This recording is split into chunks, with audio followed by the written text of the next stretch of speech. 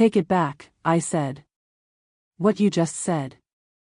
Take it back and we go downstairs and we finish the gala and tomorrow morning everything is exactly what it was.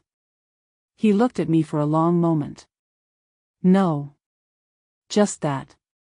The same single syllable he used for everything that was non-negotiable, everything he had already decided in the private interior of himself where the decisions were made before anyone else knew they were being made. One word, no punctuation, the way the approval memo had been one word. The way everything Orion Crow was certain about arrived, quietly, completely, without any remaining space for revision. I had asked for it anyway. That was the thing I would think about later. I had known, even as I said it, that there was no version of this hallway that ended with us walking back down to the gala and resuming the professional geometry of 2 years. The mask wasn't slipping. It was gone. I could see exactly where it had been and what it had been covering, and the thing underneath it was looking at me with the steady, unguarded certainty of something that had been waiting a very long time to be seen. I had been the one to take it off. The red dress was already folded over a chair somewhere. This was worse. Hello, my beautiful family. I am so glad you are here with me today. Before we begin, just take a breath. I hope your day has been kind to you, and if it hasn't, I hope this story gives you exactly the escape you need. That is what this space is for. If this is your first time here, welcome home. You are already family.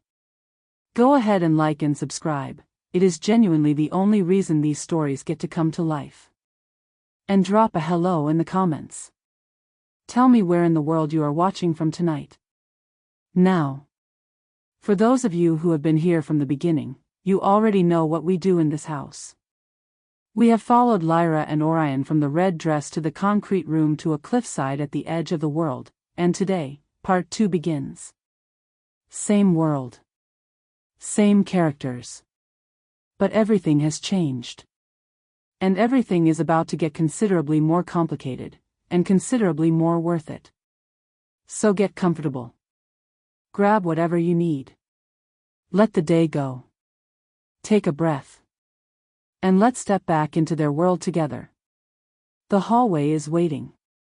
I found it on a Wednesday. Not because Orion told me. Not because Marchin let something slip or Marin's expression betrayed the particular neutrality she deployed when she knew something she hadn't been authorized to share. I found it because I was meticulous, had always been meticulous. It was the quality that had made me useful to him in the first place, and because the bracelet he had left on my desk 3 weeks ago with no note, no explanation, just the weight of it in a small black box sitting precisely centered on my keyboard, had a clasp that was 2 millimeters thicker than the setting warranted. I know jewelry. My mother had very little of it and cared for what she had with the attention of someone who understood that beautiful things, maintained properly, outlast everything else. I had inherited the knowledge if not the collection. 2 millimeters is not an accident. 2 millimeters is a decision. I sat at my desk for 60 seconds after I understood what I was looking at. Then I picked up the bracelet, walked across the open floor plan, knocked once, and opened his door without waiting because 2 years and 1 hallway and the complete dissolution of the professional mask had not changed the fact that waiting for Orion to say come in was an optimistic exercise. He looked up. I set the bracelet on his desk. Directly on top of whatever he was reading. Centered, the way he centered things, with the deliberateness of a woman who has decided to speak his language for the duration of this particular conversation. How long? I said. He looked at the bracelet. He looked at me. The calculation was brief. He knew I had found it, knew from my face that I understood what it was, and was now simply determining the most precise way to respond. I watched him make the determination. Since the black box event in March, he said. The Harlow dinner. The Harlow dinner was 4 months ago. 4 months before the gala, before the hallway, before the red dress and the memo and the bourbon and my father's name and every incremental collapse of every boundary I had constructed. 4 months before any of it had been named, when we were still, officially, boss and secretary operating within the understood parameters of a professional arrangement. That was 4 months ago, I said. Yes. You put a tracker in my jewelry 4 months ago and said nothing. I left you the jewelry, he said, with the particular precision of a man who considers this a meaningful distinction. The bracelet was a gift. The functionality was separate. The functionality. I looked at him. That's what we're calling it. Lyra. You have been tracking my location, I said, keeping my voice at the same controlled temperature he used for everything, because if I let it move I was not certain where it would go, for 4 months. Without my knowledge. Without my consent. You know where I am at every hour of every day, and you have known, and you sat across from me in this office and in your sitting room and in your kitchen at 7:52 in the morning, and you said nothing. He stood. He did it slowly, the way he did everything, with the unhurried deliberateness that under normal circumstances I recognized as the management of a man who moved carefully because the alternative was moving in ways that couldn't be taken back. Tonight it made me want to put more furniture between us. The threat landscape in March had indicators I hadn't fully traced, he said. The Harlow dinner put you in a room with 4 people who had active grievances against this operation. I made a decision. You made a decision about my body and my movements and my privacy, and you didn't tell me because you made a decision. Because you would have refused. Yes. The word came out with more force than I'd intended, and I let it. Yes, Orion, I would have refused, because the refusal would have been mine to make. That is the entire point. He was looking at me with the expression that wasn't the calculation and wasn't the open fracture but something in between, a man who has done something he was fully prepared to defend and is now confronting the specific texture of what it costs the person it was done to. I had never seen him encounter that texture before. I watched him encounter it now, and I was too angry to find it as significant as I would have found it yesterday. You could have told me, I said. You could have said there's a threat, I'm concerned, I want you to carry something. You could have asked. You would have said no. I know. That's what asking is. You ask, and sometimes the answer is no, and you accept the answer because it belongs to the person you asked it of. I picked the bracelet up from his desk. It was beautiful, it had always been beautiful, I had worn it every day since March because it was the only thing he had ever given me without a professional justification attached, and I had told myself that didn't mean anything while wearing it every single day. This wasn't protection, Orion. This was control dressed up as protection. You know the difference. You told me yourself there's a difference. Something moved in his face. The words landing, I understood, because they were his words. The architecture of the apology he had made at 3 in the morning, returned to him now as evidence. He didn't look away. Yes, he said. I know the difference. Then why? The question sat between us. He was still standing, close enough that I could see the particular set of his jaw that meant he was being precise about something difficult, choosing the true answer over the defensible one. Because, he said quietly, losing track of you is not something I'm capable of. The office was very quiet around the statement. Outside the glass wall the estate conducted its ordinary morning, indifferent to the specific weight of what had just been admitted in here, not as a defense, not as a justification, but as a plain fact about himself that he was offering without management, without the careful architecture, just the thing itself laid out in the light. I looked at him. I looked at the bracelet in my hand, at the 2mm clasp, at the gold that had been warm against my wrist for 4 months while I told myself it didn't mean what it meant. I set it back on his desk.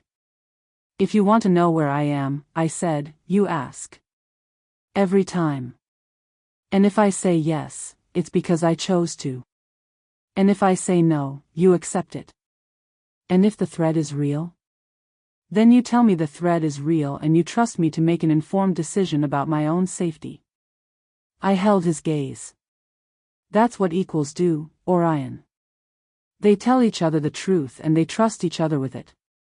He looked at the bracelet on his desk for a long moment. Then he picked it up and held it out to me, not placing it, not deciding for me, just offering it, open palm, the choice entirely and explicitly mine. I looked at it. I looked at him. I took it. I turned it over in my hands, found the clasp, and held it out so he could do it up around my wrist, which he did, with a carefulness that was its own kind of language. Ask, I said, when it was fastened. A pause. Will you let me know where you are? Yes, I said. When I choose to. He accepted it. That was the thing, he simply accepted it, no negotiation, no management, the concession made cleanly and completely. It was, I thought, a start. He drove me home himself. This was new. In the revised geography of whatever we had become since the hallway, not named, not fully chartered, existing in the careful space between the bracelet on my wrist and the terms we were still negotiating, there were certain protocols that had quietly reorganized themselves without either of us formally acknowledging the reorganization. The separate vehicles had ended at the gala. The professional distance had ended somewhere between the bourbon and my father's name. And now, apparently, the fiction that I could move through the city without Orion Crow considering it a matter of personal relevance had ended in his office with an open palm and a gold clasp. He didn't come upstairs. I hadn't asked him to and he hadn't offered, which was its own form of progress, the recognition that my apartment was mine, a space that existed outside the gravitational field of the estate, one of the last geographies that belonged entirely to me. He waited in the car. I knew he waited because I knew him, and because the bracelet was warm against my wrist, and because some part of me that I was still in the process of acknowledging had already stopped being surprised by the fact of his constancy. I made it to the 4th floor landing before I smelled it. Not smoke. Something chemical underneath smoke, sharper and more deliberate, the kind of smell that has a purpose rather than an accident. I stopped on the landing with my keys in my hand and I stood very still and I thought about the Harlow dinner and the March threat indicators and the 2mm in the bracelet clasp, and I thought about Orion saying losing track of you is not something I'm capable of, and I made a rapid, intelligent assessment of my options. I did not go through the door. I went back down the stairs instead, quickly and quietly, the way you move when the threat is real and the point is not to announce that you've identified it. The lobby was empty at this hour. I pushed through the street door and Orion's car was still there, engine idling, and I crossed the pavement and opened the passenger door and got in and said, "Something is wrong with my apartment." He looked at my face. He picked up his phone. He didn't ask me if I was sure. That was the thing I registered later, turning it over in the manner of someone cataloging the specific texture of a moment that mattered. He looked at my face and made the assessment and acted on it without a single qualifier. He trusted my reading of it the way I had trusted his footsteps in the corridor, instinctively, completely, as data rather than opinion. Marchin answered before the second ring. They went up without us. 3 men, the quiet professional kind who arrived like weather, and Orion and I sat in the car on my street and watched the lights in my 4th floor windows and said nothing for a while, which was its own kind of conversation. His hand was on the console between us, not reaching for anything, just present. I was aware of it the way I was aware of the bracelet, as a fact, a warmth, a point of contact that existed whether or not I chose to acknowledge it. Marchin called back in 11 minutes. The apartment had been accessed through the fire escape window, the one that faced the interior courtyard, which was not visible from the street and not covered by the building's camera system. Professional, again. Patient. Someone who had done their preparation. A device had been left. Marchin's voice carried the deliberate flatness of a man stripping the emotional content from information that warranted considerable emotional content, beneath the kitchen counter. On a timer. I had been expected home at 11. It was 11:43. The same time we had returned from the gala. The same time, a different night, and the symmetry of it was not lost on me, that the evening I had worn red and stood in the hallway and heard Orion say what's mine had also been, without my knowing, the evening I had arrived home 43 minutes too late for someone's specific intention. Orion listened to Marchin without speaking. When Marchin finished he said 2 words, "Deal with it," and ended the call and sat in the particular stillness that wasn't the stillness of a man at rest but of a man running calculations that had just been significantly revised. You were right, I said. It cost me something to say it. Not much. I had always been able to acknowledge a correct assessment. It was one of the things that had made me good at my job. But something, a small precise cost, the acknowledgement that the 2mm in the bracelet clasp had been the product of a threat reading I had dismissed as control. I know, he said. Then, after a moment, quieter, I didn't want to be. I looked at him. He was looking at my building, at the lit windows on the 4th floor where Marchand's people were doing the quiet, thorough work of removing something from under my kitchen counter that had been designed with specific intent. His jaw was set. The ink at his throat was doing the thing where it shifted with his breathing, which was slightly less controlled than usual, which was the closest Orion Crow came to visible distress. 43 minutes, I said. Don't. I'm not doing the calculation to frighten myself. I'm doing it because it's data. I kept my voice level. Someone knew my schedule. My building access point. The camera blind spots. That's not opportunistic, Orion. That's someone who has been watching for longer than the Harlow dinner. He turned to look at me then, and the expression was the open one, the unmanaged one, except that it had a quality I hadn't seen in it before, something tight and cold underneath the warmth, the thing that lived beneath the love when the love is frightened. I know, he said again. Which means the threat assessment you were running in March was already behind. Yes. Which means there's something in the operational architecture that I don't have visibility on. I held his gaze. Which means we need to have a conversation about what you haven't told me. All of it. Tonight. He was quiet for a moment. A long one, by Orion standards, the kind that meant genuine consideration rather than the strategic deployment of silence. The city moved around the car in its ordinary amber indifference, and my apartment sat 4 floors above us, containing the aftermath of something that would have made the rest of this conversation unnecessary. You're not going back in there, he said. I know. You're coming back to the estate. I know that too. I looked at my building one more time, the window, the courtyard I couldn't see from here, the fire escape that someone had climbed with patient, professional purpose. My apartment. My space, my geography, the last territory that existed outside his gravitational field, and I understood with cold clarity that it had never actually been outside it. The gravitational field had been there the whole time. Someone else had simply been using it to find me. But first you're going to tell me everything. He started the car. Everything, he said. Not a concession. A decision, made cleanly, in the manner of a man who has just watched the cost of selective disclosure render itself in precise and undeniable terms 4 floors above a courtyard he couldn't see from the street. I fastened my seatbelt. The bracelet caught the streetlight as I did. 2mm.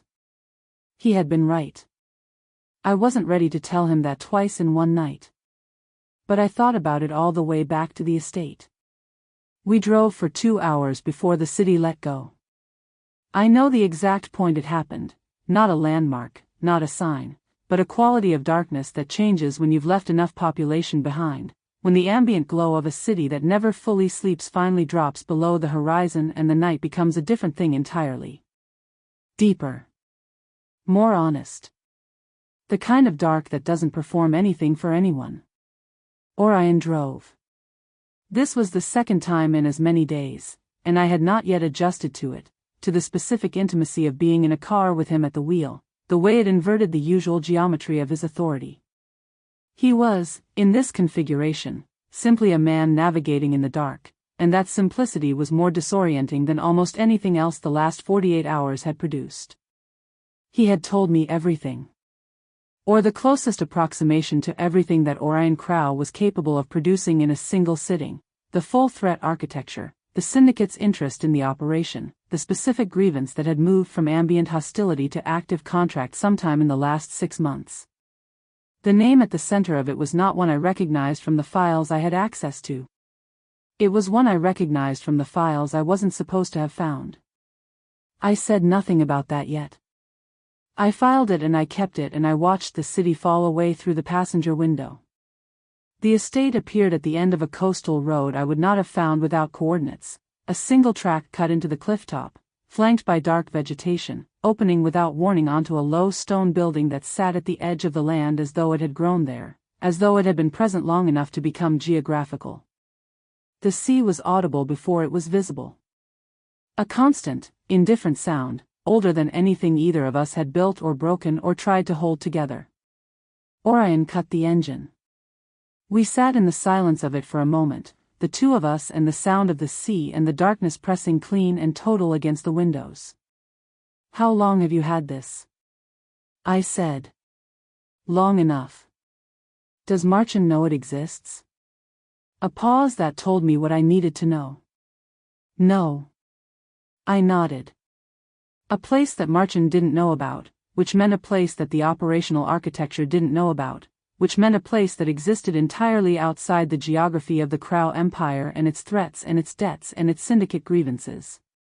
A place he had kept for himself, which for a man who kept very little for himself was its own kind of revelation. I got out of the car. The wind off the cliff was immediate and salt-edged and colder than I'd prepared for, and I stood in it for a moment with my arms crossed and my face to the dark, and I thought about my apartment and the kitchen counter in 43 minutes, and then I stopped thinking about it because the sea was very loud and very indifferent and there was something useful in that. The interior was stone and warm wood and a fireplace that Orion had lit before I'd finished looking at the view from the main window. He moved through the space with a familiarity that confirmed what I'd suspected. This was not a property managed by staff or maintained for guests. This was a place he came to alone. The surfaces were undecorated in the specific way of rooms that belong to one person and haven't needed to perform comfort for anyone else. A shelf of books that were read rather than arranged. A kitchen stocked with the specific items of a man who knew what he wanted and had provided it for himself without asking anyone. A bedroom. 1. I had assessed the layout within 4 minutes of entering because assessment was how I processed environments and also because I needed to know, and now I knew, and I was managing the knowledge with the same careful composure I had applied to every significant piece of information the last 48 hours had produced. "There's only one bed," I said. He was at the fireplace. He didn't turn around. "Yes. That's not a coincidence. The building has one bedroom." He did turn then, and his face in the firelight was the open version, the unmanaged one, carrying the quality of a man who has stopped pretending to an audience that has already seen through the performance. "I didn't arrange the architecture to suit the situation, Lyra. The situation arrived and the architecture is what it is." I looked at him across the room, this man in his private place, in the firelight, with the sea audible through the stone walls and 2 years of accumulated everything pressing against the inside of the moment like it always did, like it had been doing since a hallway and a red dress and a single word that wasn't a request. "I'll take the sofa," I said. "You won't." "Orion. The sofa is 4 feet long and you are not 4 feet long and the temperature drops significantly at this elevation after midnight." He said it with the same precision he applied to logistics, to operational planning, to every practical matter that allowed him to address the impractical one indirectly. "Take the bed." "And you?" "I'll manage." I looked at the sofa. I looked at him. I thought about 2 years of managing and what it had cost both of us and the specific futility of continuing to manage in a stone building at the edge of a cliff with one bed and a fire and nowhere left for the professional distance to go. "Don't be an idiot," I said. Something moved in his face. "Lyra. It's a bed. We're adults. We are, between the two of us, managing a threat from a syndicate that tried to detonate something under my kitchen counter this evening, and you are going to injure yourself on a 4-foot sofa because of—" I stopped. "Just take the bed." He was quiet for a moment. The fire settled. The sea continued its old indifferent conversation with the cliff. "Together," he said. It was very quiet. Not a demand. A question wearing the grammatical clothes of a statement, which was the closest Orion Crow came to asking for something he wasn't certain of. I held his gaze across the warm room for a long moment. 2 years. The memo and the bracelet and the bourbon and the concrete room and everything that had accumulated in the spaces between all of it, pressing and pressing against whatever surface I had put up to contain it. Together, I said. He crossed the room. He stopped in front of me and his hand came up and his thumb traced the line of my jaw and the way it had in the office and at 3 in the morning, except this time it didn't stop there. This time it continued, along my cheekbone, into my hair, the full unhurried attention of a man who has been careful for a very long time and has finally, completely, run out of reasons to be. I reached up and covered his hand with mine. Outside the sea said what it always said, which was that it had been here before all of this and would be here after, and that everything urgent felt less so from sufficient distance, and that two people choosing each other at the edge of a cliff in the dark was neither more nor less significant than anything else the water had witnessed. It felt significant to me. His forehead came to mine. His eyes closed. "I've been waiting," he said quietly, "for a very long time." "I know," I said. "Did you make me wait on purpose?" I thought about the red dress. About the memo. About every careful, deliberate, precise act of maintenance I had performed for 2 years in the service of a distance I had known, somewhere I hadn't examined, was the only thing standing between me and exactly this. "Yes," I said. He laughed. Soft and low and warm, the real one, the rare one, the one that changed his face entirely. It moved through the room the way the firelight moved, not loudly, but completely, reaching everything. Then he pulled me in, and the cliff held us, and the sea kept talking, and 2 years finally, irrevocably, became something else. I woke before he did. This was not surprising. I had always been an early riser. It was one of the things that had made me useful to Orion in the first place, the capacity to be functional before the day required it, to have already processed the morning's information by the time everyone else was still negotiating with their alarm. What was surprising was the specific quality of waking in a room I didn't know, in a bed that smelled of sea salt and cedarwood in him, with the sound of the ocean doing its constant indifferent work against the cliff below and the first gray light coming through stone-framed windows that faced east. I lay still for a moment. Just a moment. He was asleep beside me with the particular stillness of a man whose nervous system had finally, for a few hours, stood down from its permanent operational readiness. In sleep, the careful architecture relaxed. The jaw, the set of the shoulders, the controlled precision that governed every waking movement, all of it softened into something that was simply a person, simply a man, and I looked at it with the quiet attention of someone cataloging something they weren't sure they'd see again in exactly this form. Then I got up. Carefully, the way you move when the not waking someone is a matter of some importance, and I found my phone on the nightstand and I went to the main room where the fire had burned down to ash and the sea was doing its gray morning performance through the window, and I sat at the small desk in the corner and I opened my laptop. I had been thinking about the server since the car. Not continuously. The cliffside estate and the firelight and the 2 years of accumulated everything finally becoming something else had occupied the foreground with considerable authority. But underneath it, in the background where I processed things I wasn't ready to examine directly, the name I had recognized from the files I wasn't supposed to have found had been sitting like a splinter. Small. Specific. Impossible to ignore. The syndicate's operational ledger connected to a holding entity I had seen before. Not in Orion's authorized files, in the secondary architecture, the layered bureaucratic structure that existed beneath the visible accounts, the part of the machine that processed the things the primary ledger was never going to acknowledge. I had found the edge of it in the Veltri correspondence, months ago, and had filed it and not pressed because pressing it would have required admitting how far I had already gone into the system looking for something else entirely. Looking for my father's debt. The original documentation.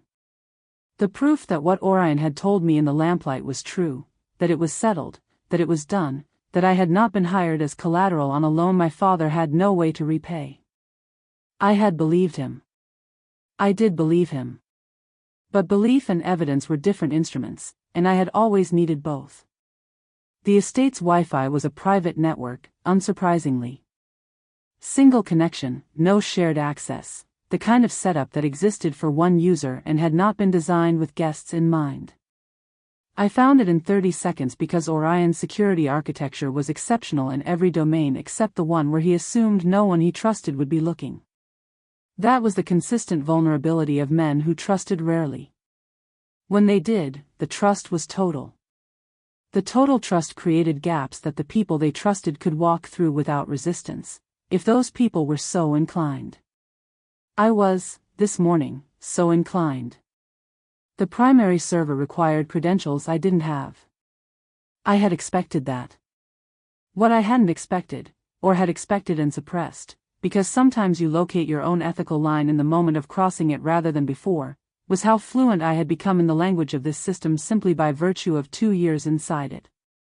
I knew the naming conventions. I knew the structural logic.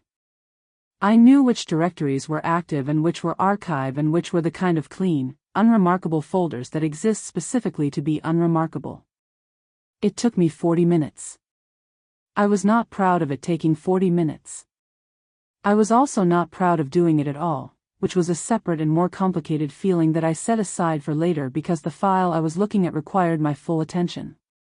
The debt documentation was there. Complete.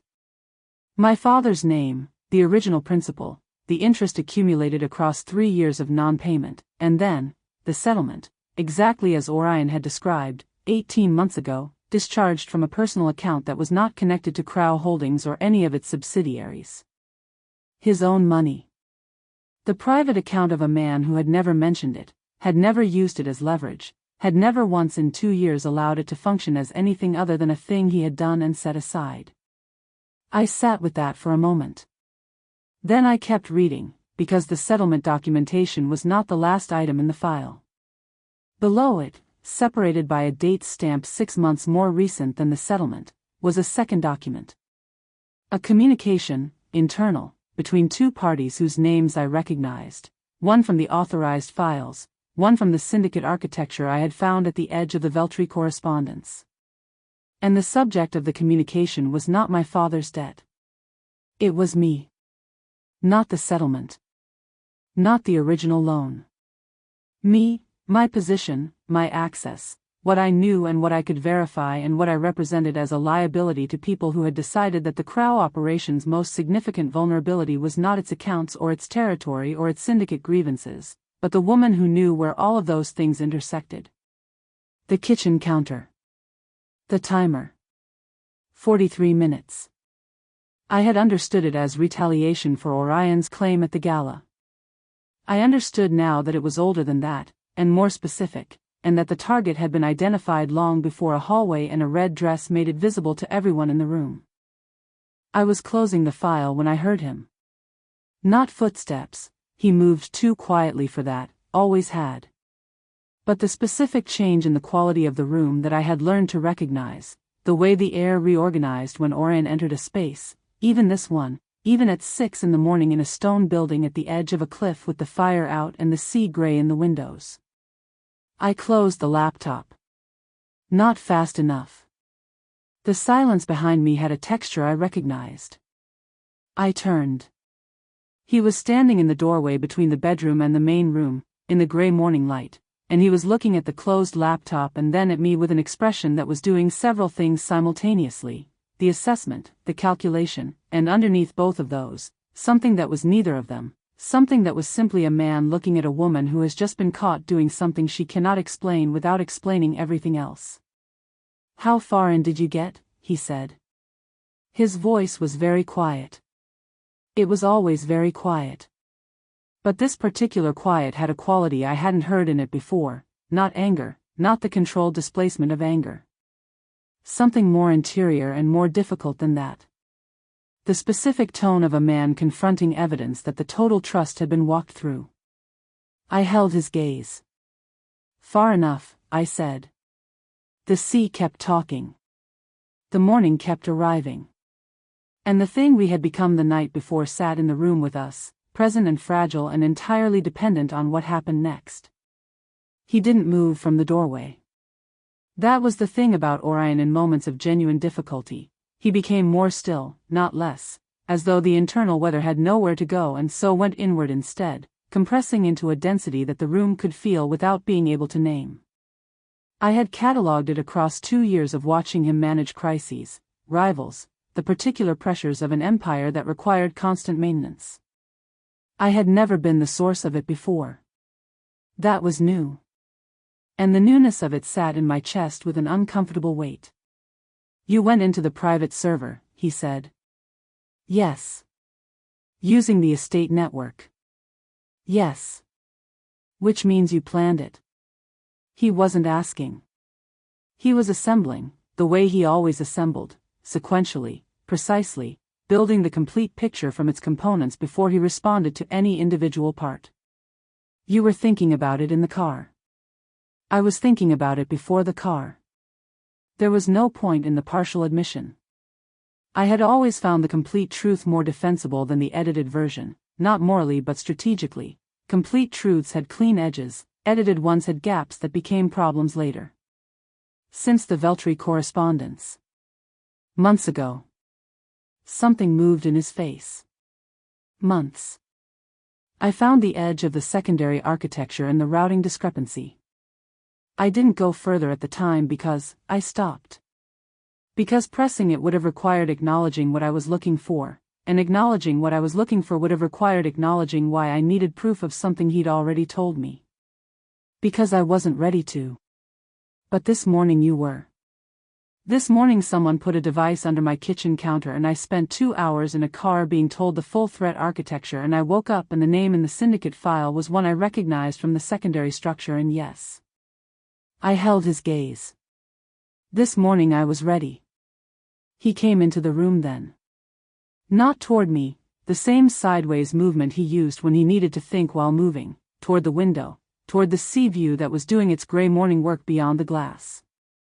He stood with his back to it and his face to the room and looked at me with that compressed stillness, and I looked back and we were in the cliffside kitchen in the early morning with the fire out and the thing we had become the night before sitting between us like a third party, fragile and significant and acutely relevant to how this conversation ended. What did you find? He said. The settlement. Exactly as you described. I kept my voice level. And the second document. A communication between Harlan, from your operational structure, and the syndicate intermediary. Dated 6 months ago. About me. The stillness changed quality. They identified me as a liability before the gala, I said.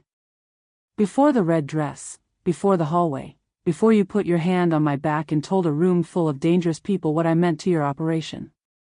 Someone inside your structure told them what I had access to and what I could verify. The kitchen counter wasn't retaliation, Orion. It was a solution to a problem they'd been sitting on for 6 months. He was very still. Harlan, he said. Yes. The name sat in the room.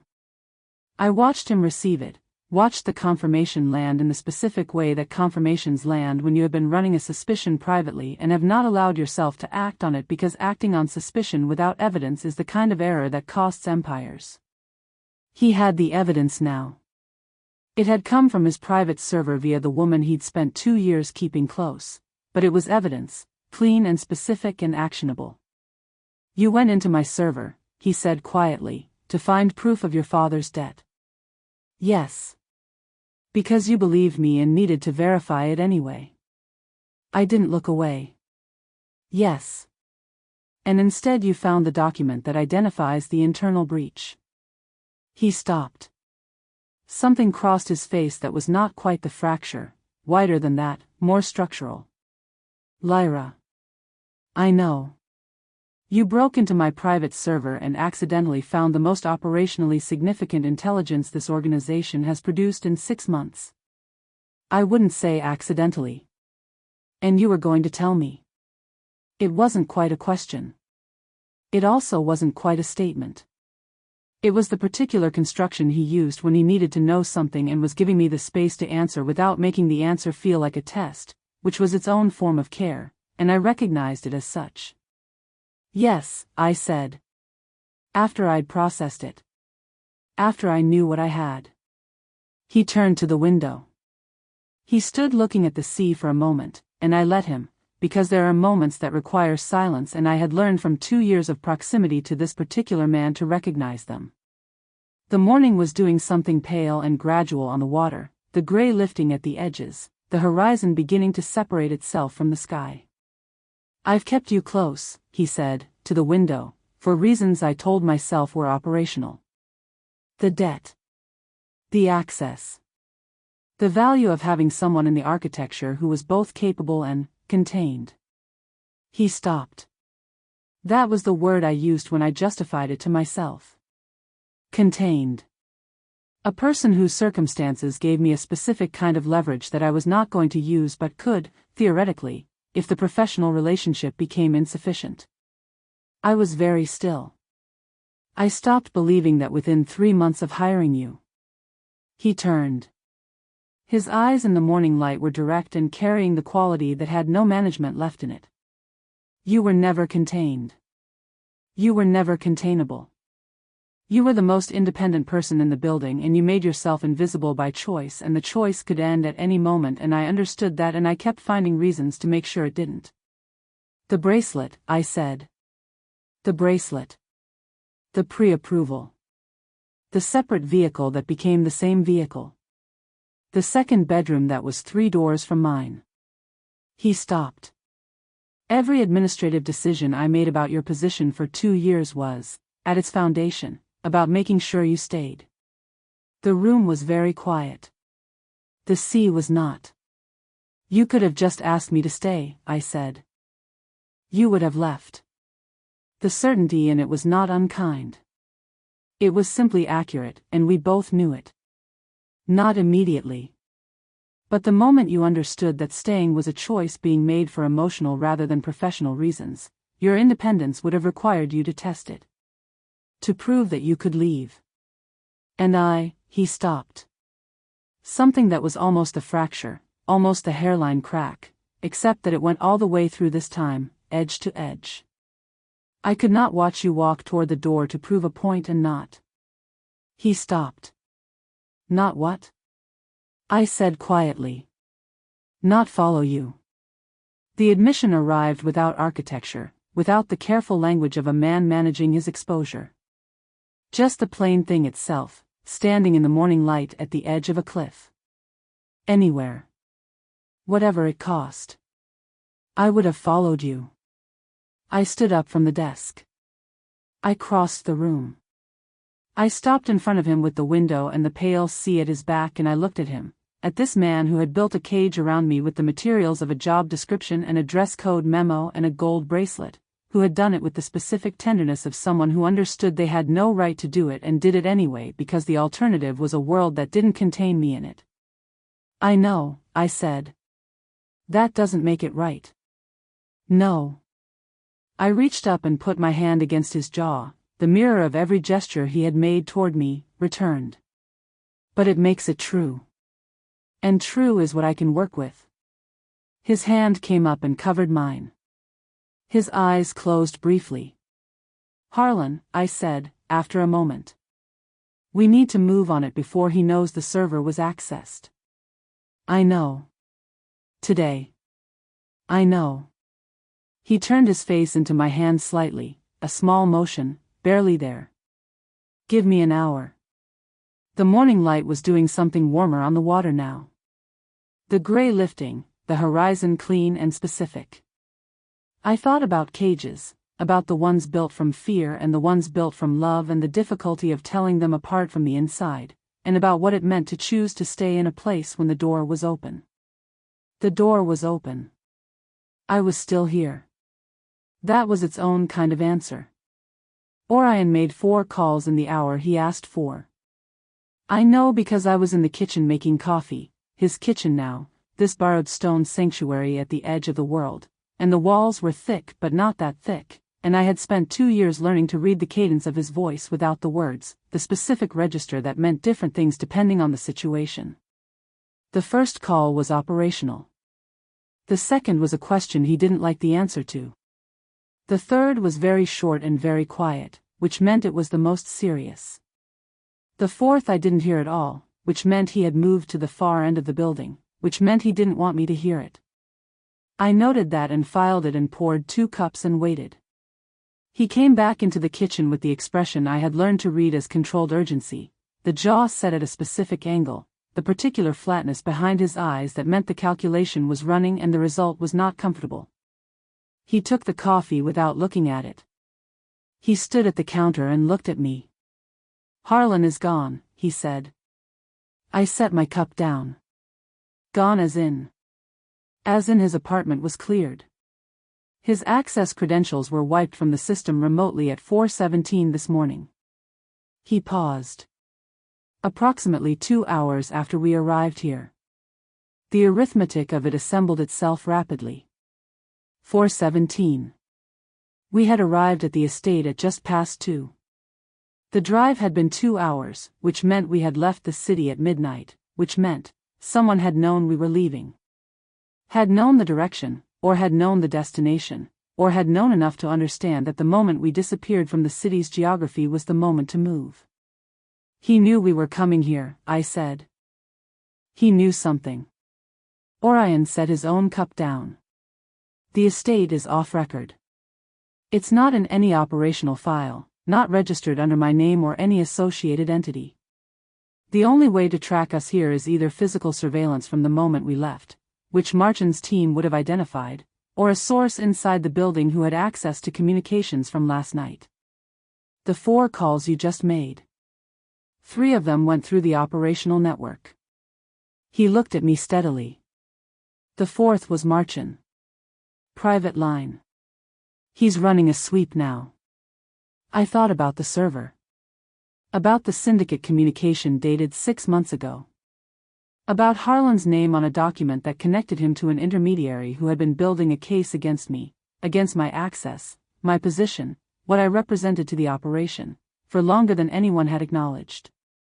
And I thought about the specific timing of it, 4:17 in the morning, 2 hours after our arrival, which meant either Harlan had surveillance assets I hadn't found in the server architecture, or he had someone else watching from inside. It's not just Harlan, I said. Orion's eyes held mine. No. Someone is still in the building. Still active. Someone who knew which direction we drove last night.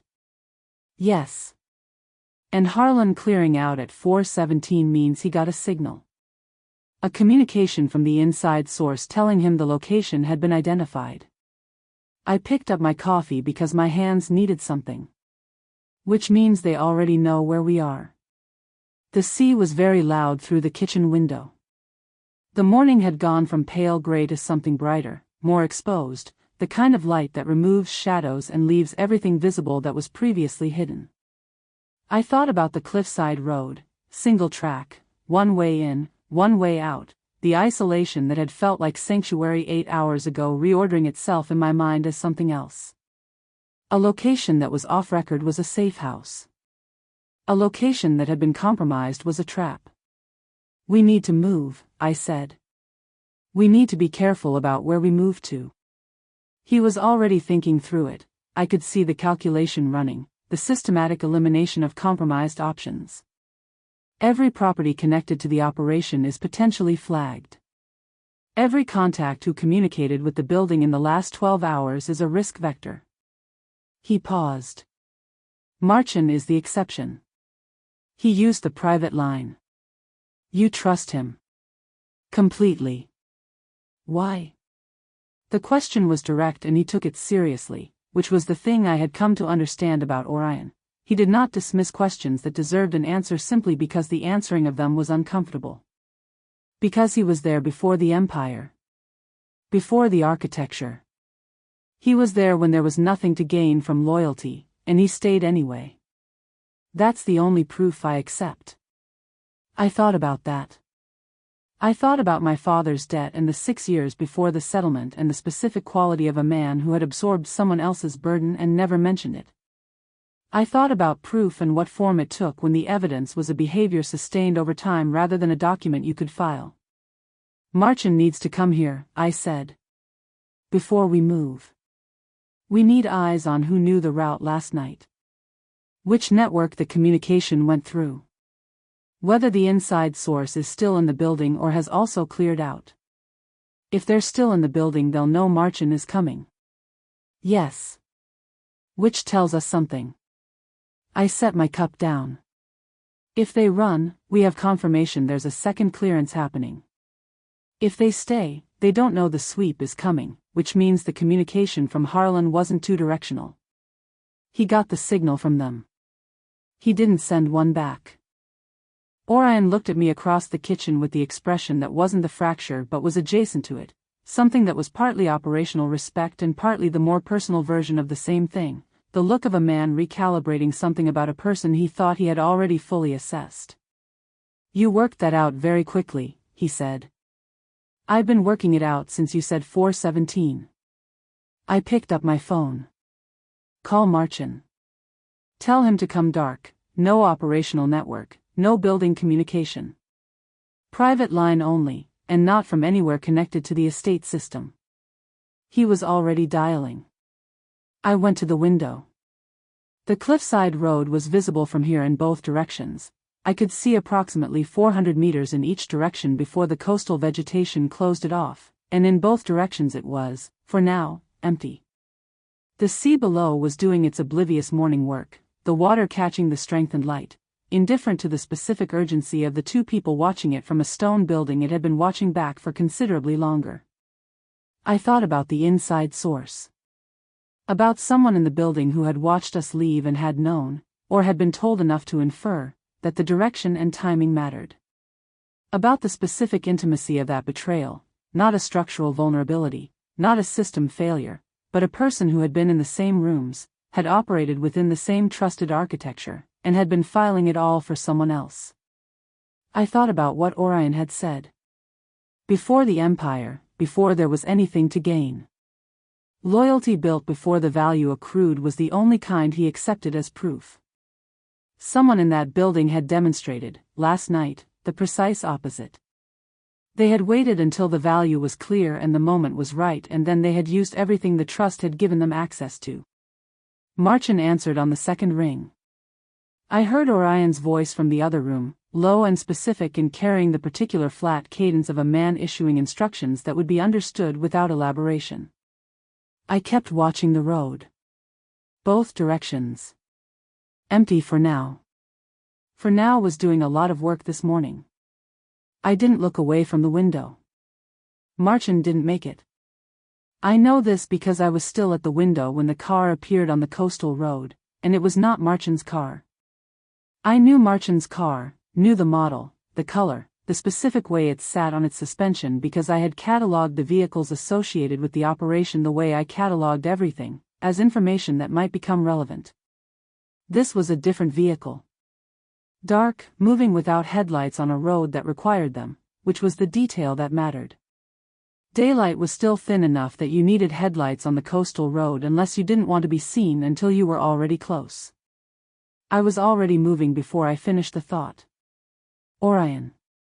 He heard it in my voice and was in the kitchen doorway before I reached it, phone still in hand, and I said, one vehicle, no lights, coastal road, 300 meters, and watched the information land and reorganize his face in the space of a single second. He was already at the far drawer. I had not known there was anything in the far drawer. There was a great deal in the far drawer, which told me something about the kind of man who kept an off-record cliffside estate and the kind of preparation he applied to spaces he considered safe. He checked the weapon with the efficiency of someone for whom the motion is entirely mechanical and looked at me. The back of the building, he said. Stone wall, coastal path, follows the cliff edge north. There's a structure 200 meters along, equipment storage, solid construction. You go there and you stay there. And you? I'll follow. Orion. Lyra. His eyes held mine. The same quiet that governed everything, except that underneath it right now was something I had not heard before, not fear. Orion Crow did not appear to experience fear in any conventional register, but something adjacent to it, the specific intensity of a man for whom the variable being protected is the one he cannot afford to calculate as acceptable loss. 200 meters north. Now. I went. The coastal path was exactly where he said it was, a narrow track cut into the cliff top, the sea directly below and the cliff vegetation close on the inland side, and I moved along it with the particular focused efficiency of someone who has decided that speed and silence are the only relevant priorities. The morning air was cold and salt-edged and the wind off the water was stronger at this elevation than it had been from inside the building, and I was in yesterday's clothes with no jacket, and I noted these facts and set them aside because they were not the most pressing facts available. The storage structure was stone, as described. Old, low, built into the cliff face in a way that made it almost geological, the kind of construction that prioritized permanence over visibility. The door was heavy and unlocked, and I went inside and pulled it mostly closed and stood in the dim interior with the smell of sea and cold metal, and I listened. I heard the car stop. I heard, very distantly, voices, 2, possibly 3, the specific cadence of people who are not trying to be quiet because they have assessed that quiet is no longer operationally necessary. Which meant they knew the location precisely enough to approach without the preliminary caution of people who might be wrong about what they'd find. The inside source had given them more than a direction. I looked around the storage space. It was the kind of room that accumulates the practical residue of a property maintained over time: rope, tools, equipment for the kind of cliff-adjacent maintenance that a stone building at this elevation required. I was not looking at it as residue. I was looking at it the way I had learned, across 2 years of watching Orion assess environments, to look at any room I might need to use. Every room contains options. The difference between outcomes is whether you identify them before you need them or after. I found what I needed in 90 seconds. The first man came around the north side of the building at a pace that suggested he was securing a perimeter rather than advancing on a target, which meant he didn't know about the coastal path yet and was working from building-level intelligence rather than property level. I watched him through a gap in the storage door with the stillness of someone who has understood that movement is the variable that gets you found. He passed within 12 meters. He didn't look at the structure. People don't look at things that have been there long enough to become part of the landscape. I gave him 30 seconds and then I went back out onto the path. Orion was at the corner of the main building. I saw him before he saw me, which was a reversal of our usual dynamic and would have been satisfying under different circumstances. He was moving along the wall with the controlled precision of someone who knows the ground and is using that knowledge as a tactical advantage, and when he saw me his expression produced something complicated that I didn't have time to address. I told you to stay. There are at least 3 of them and you have 1 exit, and I know where the perimeter man is. I kept my voice at the level where it didn't carry. He went east. You have approximately 90 seconds before he completes the circuit. He looked at me. He looked at what I was carrying. Something moved in his face that was not the moment for but that I filed for later. The path goes north, I said. The perimeter man doesn't know about it yet. If we move now we have the cliff vegetation for cover and enough distance to regroup before they locate the path. Marchin. I'll contact him from the path. Move, Orion. He moved. That was the thing, he simply moved, following my lead along the coastal path with the same trust he had extended to me in the car, in the kitchen, in every moment where the data I was reading was as good as or better than his own. That was what equals did.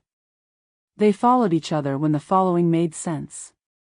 The path was narrow enough that we went single file, the cliff edge close enough that the sound of the water below was constant and immediate, and I counted the seconds in the way I counted everything, precisely, as a discipline, and at 63 seconds I heard the perimeter man's voice change register from the routine cadence of a sweep to something sharper and more urgent.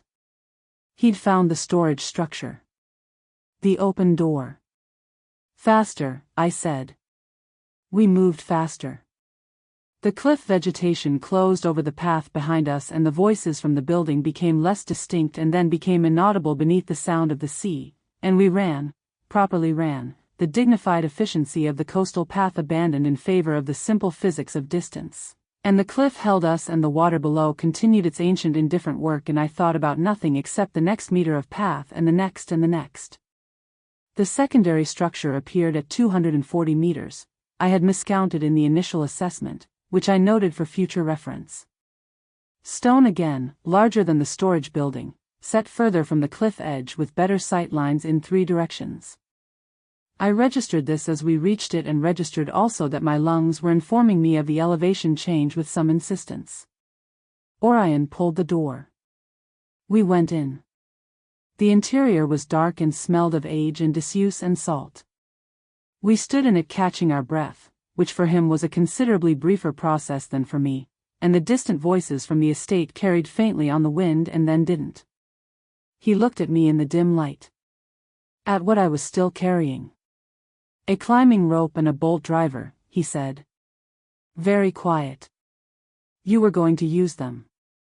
I was going to use whatever the room had. I set them down. My hands were steady. I was registering this as significant. The perimeter man was going to find the path eventually. I needed options. You came back out of the structure. You needed a second set of eyes on the perimeter. I told you to stay. You told me to go there and stay there. I went there. I met his gaze. The staying was conditional on the tactical situation remaining what it was when you issued the instruction. The tactical situation changed. He looked at me for a long moment in the dim stone interior with the sound of the sea outside and the distant, receding voices of people who had found an open door and an empty building, and his expression was the open one, the fully unmanaged one, except that it had acquired a new quality that I was still learning to name, something that sat between terror and its aftermath, the specific look of a man who has just watched the thing he cannot afford to lose make a series of very competent, independent decisions. You're going to do this every time, he said. Aren't you? Do what? Ignore the instruction and be right about it. I considered this. Probably, I said. He laughed. The real one, low and warm, in a stone room on a cliff in the morning, entirely inappropriate to the circumstances and entirely, irrevocably his. It moved through the dim space and I felt it the way I always felt it, as something rare being spent, and being spent here, now, on this, which meant something I didn't need to examine to understand. Marchin, I said. We need to call Marchin. Yes. He was already reaching for his phone. After. After what? He crossed the small space and his hands found my face and he looked at me with everything showing, every layer of it, and I understood that after what was simply this, a moment, brief and necessary, before the next problem required our full attention. I let him have it. I let myself have it. The sea kept talking. The morning kept arriving. We had work to do.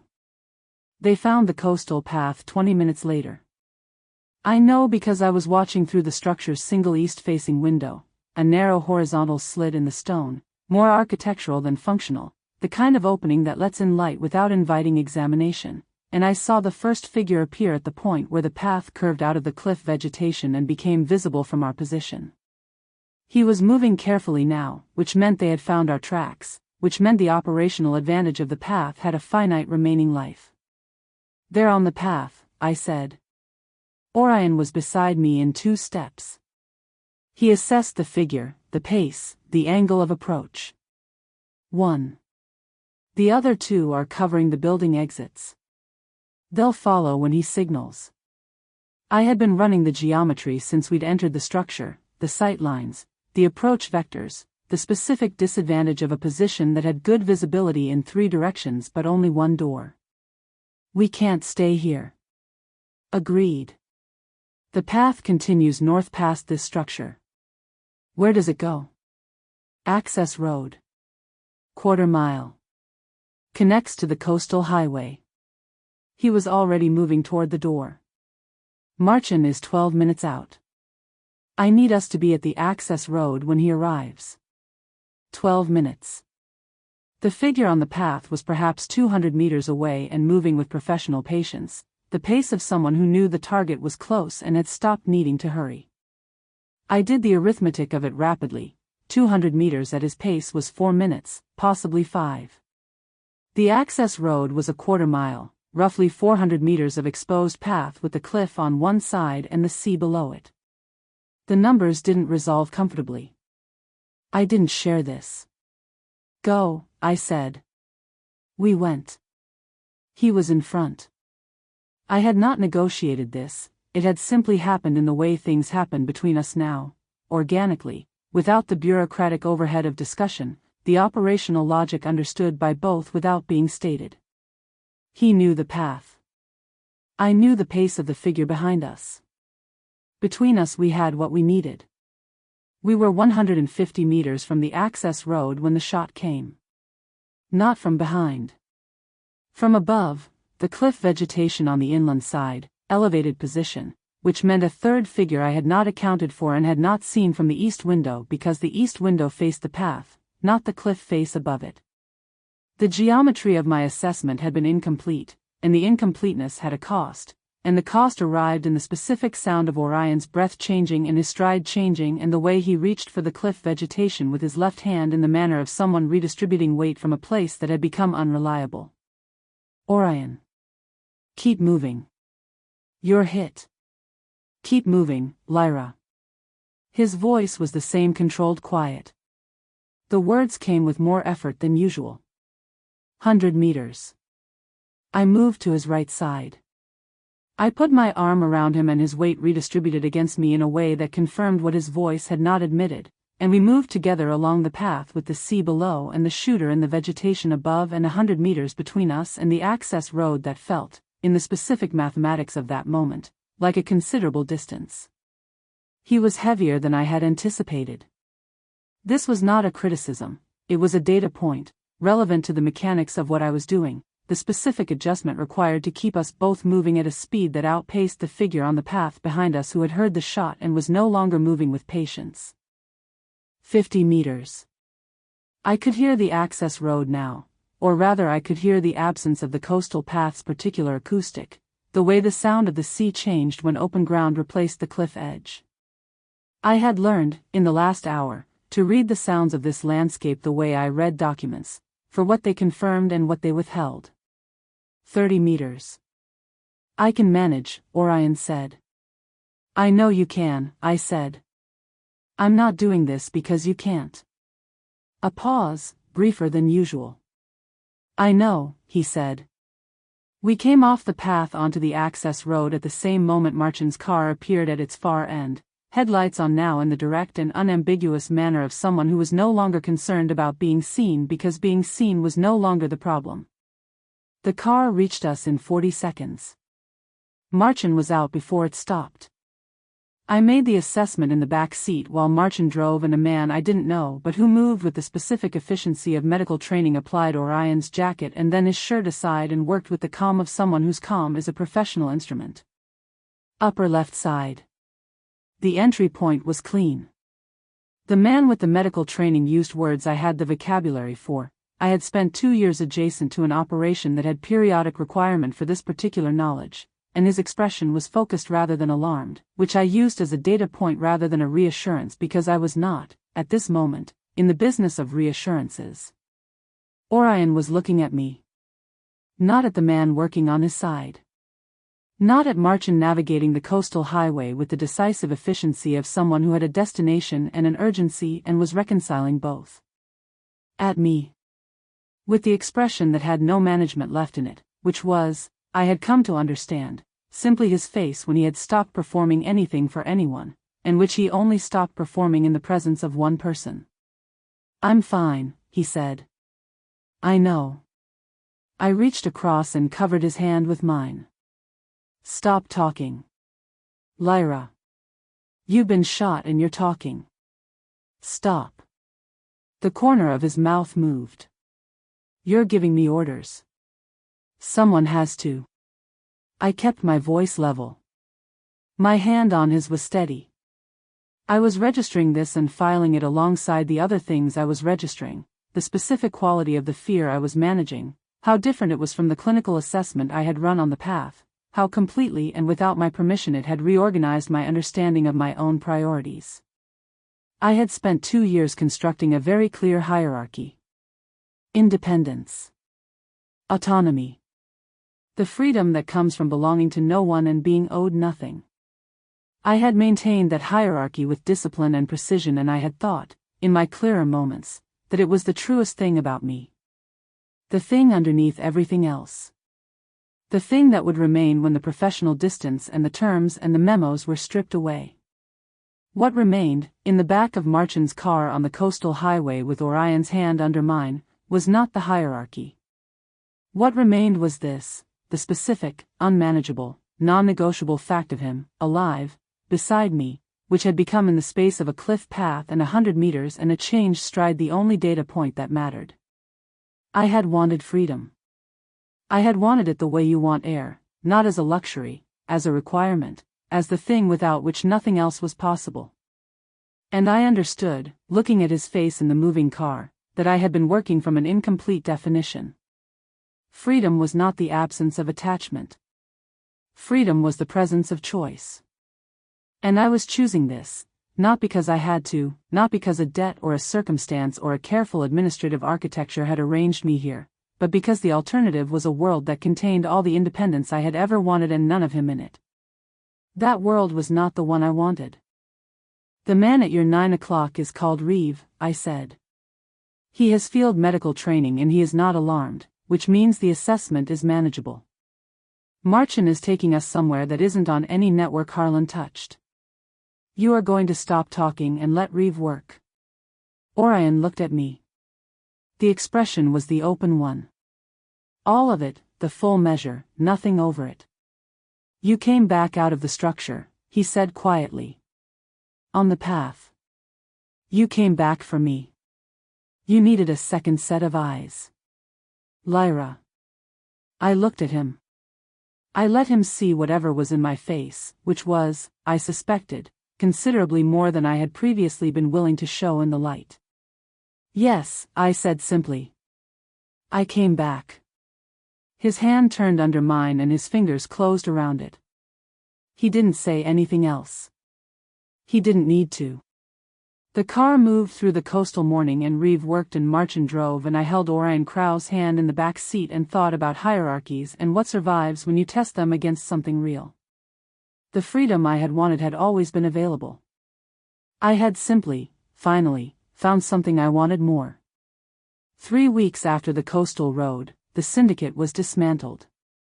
I know the exact sequence because I was in the room for most of it, not the physical rooms where the operational conclusions were reached. Those belonged to Marchin and the people Marchin trusted and the particular machinery of consequence that Orion had set in motion from a medical facility that he had left 48 hours earlier than Reeve recommended and that I had not been able to argue him out of, which told me something about the limits of my influence that I filed for future reference. But the strategic rooms, the ones where information became decision and decision became action, those I was in. Beside him, as agreed. No gaps. Harlan was found in Lisbon. I didn't ask what happened after that. The inside source, the second one, the one who had remained in the building after Harlan cleared, turned out to be someone I had never suspected, which was its own lesson about the specific blindness created by familiarity. People you work beside every day become landscape. Landscape doesn't betray you. Except when it does. Marchin handled it with the flat, thorough efficiency he brought to everything that needed to be handled without discussion, and the building reorganized itself around the absence the way buildings do, the way organizations do, absorbing the gap and continuing. The syndicate's operational structure, without the internal access that had made it viable, collapsed with the particular speed of things that were never as solid as they appeared. 3 weeks. It felt longer from the inside and shorter in retrospect, which is the nature of sustained threat. It expands to fill the time you're living inside it and contracts to a paragraph when it's done. On the 22nd day, Orion called me into his office. He was at his desk when I came in. Jacket on, which was unusual for this hour, he tended toward the rolled sleeves and open collar of a man who had stopped performing formality for the benefit of people who were no longer there to observe it. The jacket said something. I read it and said nothing and sat in my usual chair and waited. He had a document on the desk. A single page, which he turned to face me without preamble, without the administrative framing he used when he wanted to manage how information landed. Just the document, facing me, and his eyes on mine. I looked at it. It took me a moment to understand what I was reading. Not because it was complex, it wasn't. It was, in the technical sense, extraordinarily simple. A formal release. My name, the original debt, the settlement documentation, the equity restructuring I had proposed and he had accepted. And at the bottom, in clear and unambiguous language, a severance arrangement, generous, specific, the kind of document a lawyer had drafted with careful attention to leaving no obligation on either side. A clean exit. Fully resourced. Every door open. I looked at it for a long moment. Then I looked at him. "You had this drafted," I said. "Yes." "When?" "3 days ago." He held my gaze with the directness he used for things he had decided to say precisely. When it became clear the operational situation was resolving. When the reasons that made leaving complicated were becoming less complicated. "You think I want to leave?" "I think," he said carefully, "that you have never been given an unencumbered choice. There was always a debt. Then a threat. Then a security situation. Then a cliffside estate with one bed and a breach and a path and," he stopped. The jaw set once, released. "You have never been in a position to choose without something pressing against the choosing. I wanted you to have that. Whatever you decide because of it." I looked at the document. I thought about what it had cost him to have it drafted, not financially. Orion's financial calculations were the least complicated thing about him. The other cost. The specific price of sitting across from someone you have spent 2 years arranging your entire operational architecture around and placing in front of them the clearest possible route away from you. That was not the action of a man who confused possession with love. I had understood, on the coastal path, the difference between what I wanted and what I had been telling myself I wanted. I had not, until this moment, understood that he had understood it too, that the cage he had built around me, the bracelet and the memo and the separate vehicle that became the same vehicle, had not been a failure of that understanding. It had been the building of a man who knew he was doing it wrong and kept doing it because the alternative was her absence, and had spent every day since the hallway dismantling it piece by piece as fast as his capacity for trust could manage. The document on the desk was the last piece. I picked it up. I looked at it for a moment, at my name in clean official type, at the severance figure that represented, I noted with professional appreciation, a genuinely accurate assessment of 2 years of work performed at a scope far beyond the stated remit. He had not been modest about it. He had been precise. I folded it once. I set it on the edge of his desk. "I'm not leaving," I said. Something moved in his face. The fracture, except that it went all the way through again, edge to edge, and what came through it was not brief. "Lyra. I'm not leaving," I said again, "and I need you to understand that the document doesn't change that. The clean exit doesn't change it. The absence of pressure doesn't change it." I held his gaze. "I am choosing to stay. Fully informed, fully resourced, with every door open and no debt and no threat and no operational situation requiring my proximity. I am choosing to stay because this is where I want to be and because you are who I want to be here with. Those are my reasons. They belong to me." He was very still. "I also want the Chief of Operations title formally documented," I said. "Equal signatory authority, full server access, and a seat at every table that matters. Those terms stand regardless of the personal situation because they are professionally accurate and I have earned them independently of everything else." Done. The word arrived immediately, the same single syllable as always. Then, after a moment, quieter, done to all of it. I stood up. I came around the desk, his desk, in his office, in the building where I had been a ghost for 2 years and was now something else entirely. Something that didn't have a prior name and didn't need one, and I stood in front of him and he looked up at me from his chair with the open expression, all of it showing, no architecture remaining. I reached down and covered his hand with mine. One condition, I said. Name it. You ask. Every time. Whatever it is, my location, my time, my presence anywhere in or outside this building. You ask. And you accept the answer. He turned his hand under mine and his fingers closed around it in the way they had in the back of Marchand's car, certain and complete. I ask, he said. Every time. Good. I looked at him. At the ink at his throat and the jaw and the eyes that had no management left in them and hadn't, really, since a hallway in a red dress that now felt like the beginning of a very long and entirely worth it negotiation. Then ask me something. He stood. Slowly, the way he did everything, with the unhurried deliberateness that had governed every movement I had catalogued for 2 years. He stood and he looked at me and his free hand came up to my face in the old familiar gesture, the one that had become ours, his thumb at the edge of my cheekbone. Stay, he said. It was very quiet. It was the quietest thing he had ever said. Not for the operation. Not for the building. Stay because I am asking you to and because you want to. Stay because 2 years was not enough and I would like considerably more. I looked at him. I thought about the ghost I had been and the estate I had incrementally inhabited and the memo and the bracelet and the cliffside kitchen in the early morning and his hand in mine on a coastal road and everything that had accumulated between a red dress and this office on this afternoon with every door open and no pressure and nothing in the room but the plain truth of 2 people who had arrived, by a complicated route, at exactly where they were supposed to be.